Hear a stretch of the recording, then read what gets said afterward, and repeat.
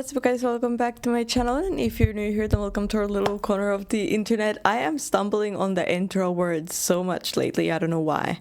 Today we're going to be watching a video titled Why the US-Iran War is About to Enter Phase 2. First of all, what is Phase 2? And second of all, it's been a while since we've watched a video on what is going on in Iran, and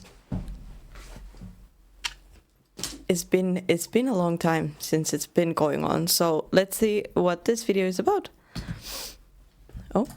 Trump called Iran's response to the U.S. peace offer a piece of garbage. He said he didn't even finish reading it. Then he went on camera and told the whole world that the peace deal is now on massive life support. So why did the deal collapse? And more importantly, What? I didn't know that. Is the U.S. about to do next? What cards does America still have? The U.S. sent Iran a 14-point proposal. Stop enriching uranium for at least 12 years, hand over your existing nuclear stockpile, reopen the Strait of Hormuz. In return, the U.S. lifts sanctions and releases billions in frozen Iranian assets. Iran sent back a counter-proposal demanding compensation for war damage, sovereignty over the Strait of Hormuz, a full end to the U.S. naval blockade, and UN security guarantees. And notably left out any mention of the nuclear stockpile Trump says they had verbally agreed to hand over. Trump posted, "Totally unacceptable," in all caps, then told reporters he didn't finish reading it. The ceasefire That's crazy to tell reporters that you didn't even finish reading it. That's bold. Technically holding since April 8th is now on life support. The Strait of Hormuz is still closed to most shipping. Oil is sitting near $105.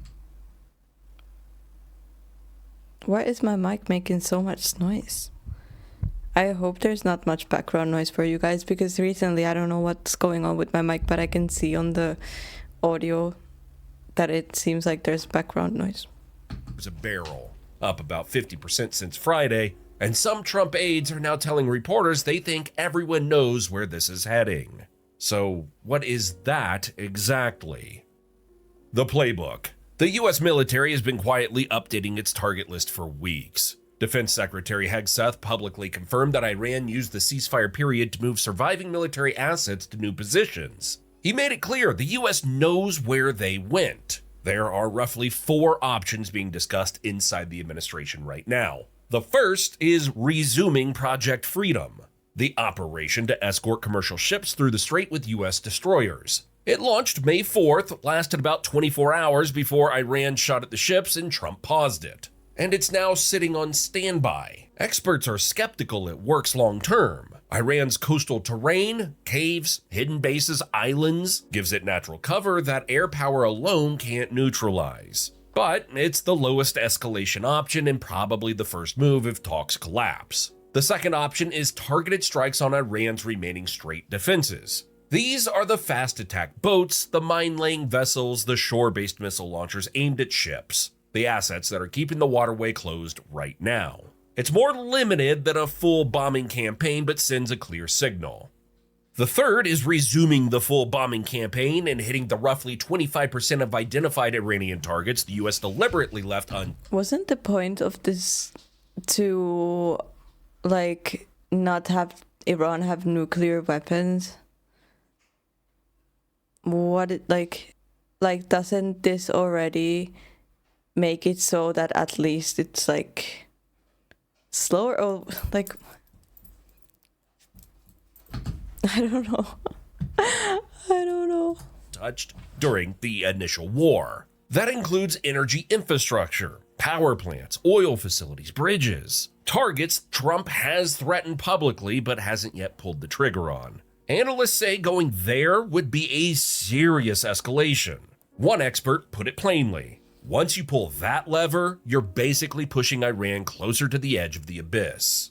The fourth, pushed aggressively by Israel, is a special forces operation to physically seize Iran's enriched uranium stockpile before Tehran can do anything else with it. Trump is reportedly hesitant. The mission is extraordinarily high risk. And there's also a China factor to consider. Trump is in Beijing this week, And U.S. officials say he's unlikely to order anything major before he lands back in Washington.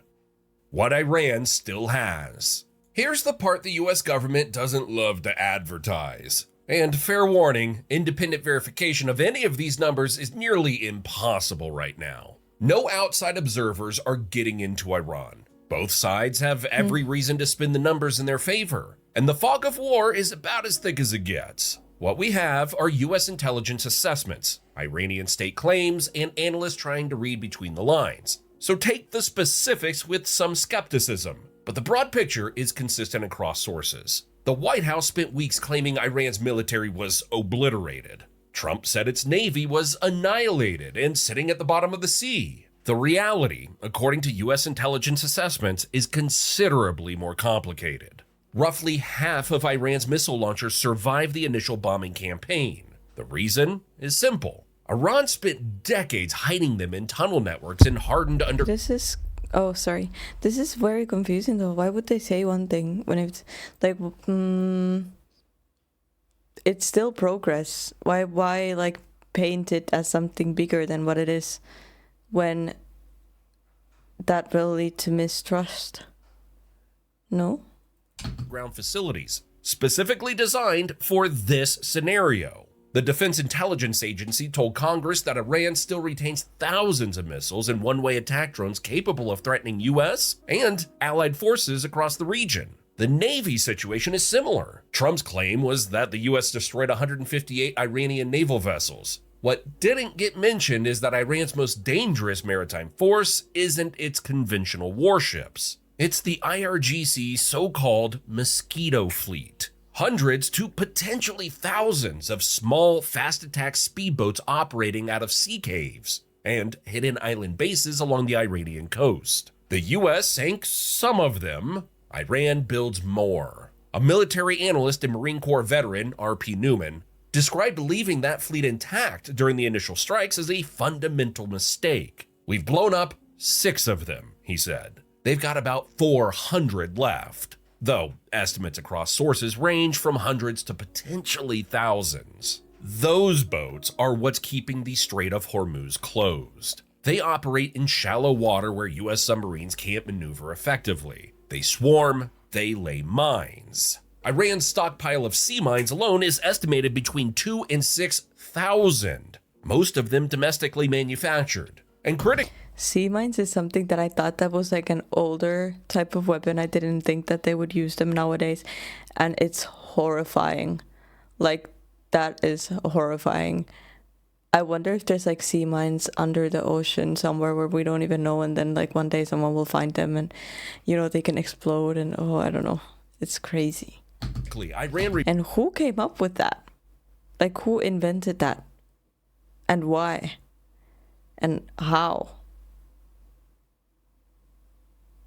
Now I want to watch a video on the history of sea mines. Reportedly lost track of some of the mines it already planted, meaning even if a deal gets signed, reopening the strait safely would take weeks of painstaking clearance operations. The IRGC ground force is also largely intact. One military analyst estimated the U.S. has killed less than 1% of IRGC troops, leaving a force of between 150,000 and 190,000 personnel still fully operational.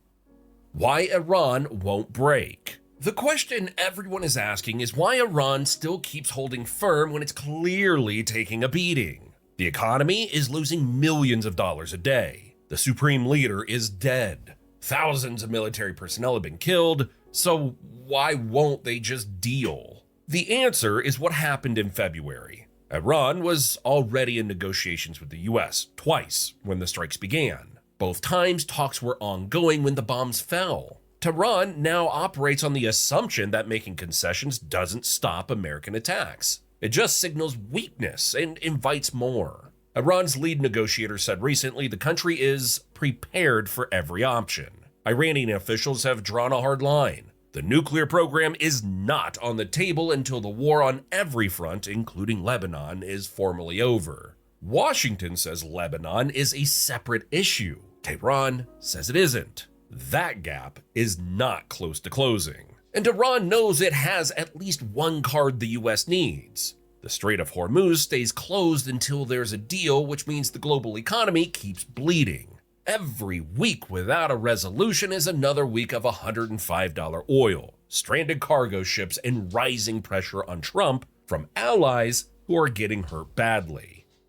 What comes next? The ceasefire is not officially dead. Both sides are still technically talking through Pakistani mediators, but the momentum is moving in one. But they've been talking for so long too. I remember like maybe even 3 weeks ago or 2 weeks ago, I watched a video on it and they were starting, or when did they start the peace talk?